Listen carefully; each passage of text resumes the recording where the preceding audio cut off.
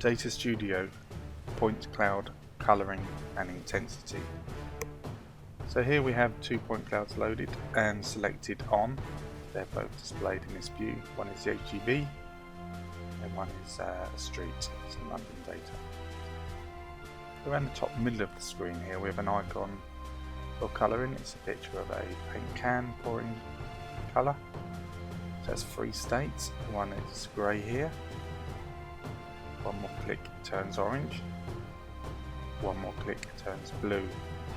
So those states, in the default grey state here, the colouring or intensity for each point cloud is dealt with in the properties for each point cloud. I'll speak about that in a moment. If you turn it to orange, second state, all point clouds loaded and turned on will be coloured should the point cloud have coloured data. One more click turns blue. Again, all loaded and enabled point clouds will be forced to intensity should they have intensity values. So if I go back to the default state, which respects the properties of each of these, I select this vehicle here. If you hover the mouse here, there's a properties slider here, or you can go right click properties. The choice is yours. And so for this HGV here, if I just come down here, you'll see there's a colouring tab here. So this has 2 states, either intensity or colour. So if I select colour, you can see this HGV truck is now in colour, and our data here of the street, which is our London point cloud, is actually in intensity. So this can be very useful for highlighting certain objects, point clouds, etc. So we can clearly see, we were discussing this or from a screenshot or a video, we are drawn to this vehicle. It's highlighted because it's coloured. If I click the colouring icon to orange, you'll see both point clouds are coloured. Click it one more time so it's blue. Both point clouds have gone to intensity. So very, very useful option here for colouring a specific point cloud. Also, you'll notice under the colouring tab here we have properties, so RGB, so red, green and blue.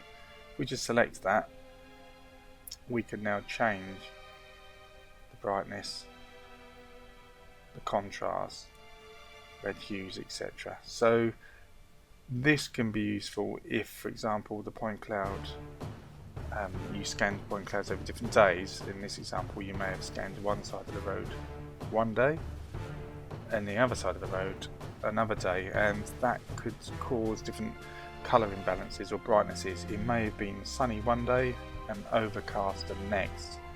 So one thing to do, once you do have all your point clouds loaded, if they do look out of contrast or colour to each other, it's not so important here against the truck and the London data, but if the London data was done in separate scans and you had them loaded street A, B, C, D, or etc, etc, it's worth just balancing the colours and the brightnesses.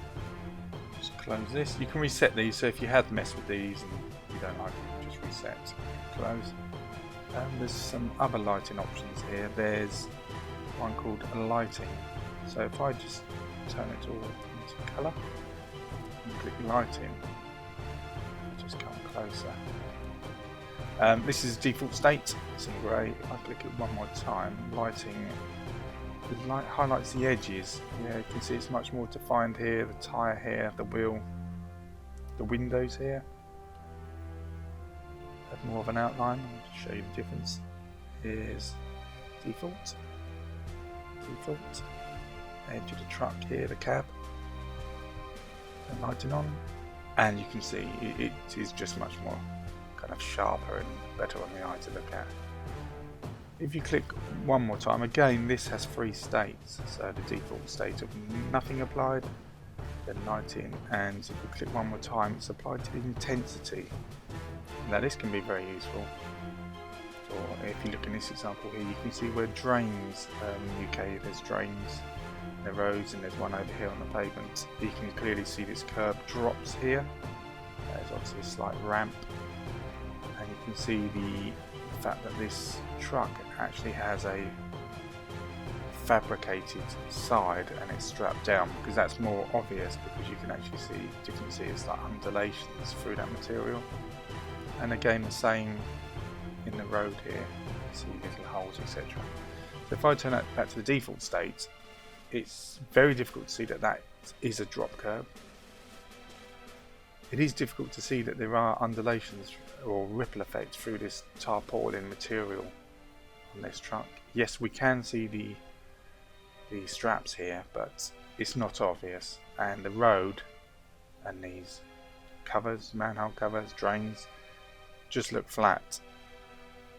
It's hard to spot them. Yes, there's a difference in the colour, but if I just turn on the intensity here, it's just obvious.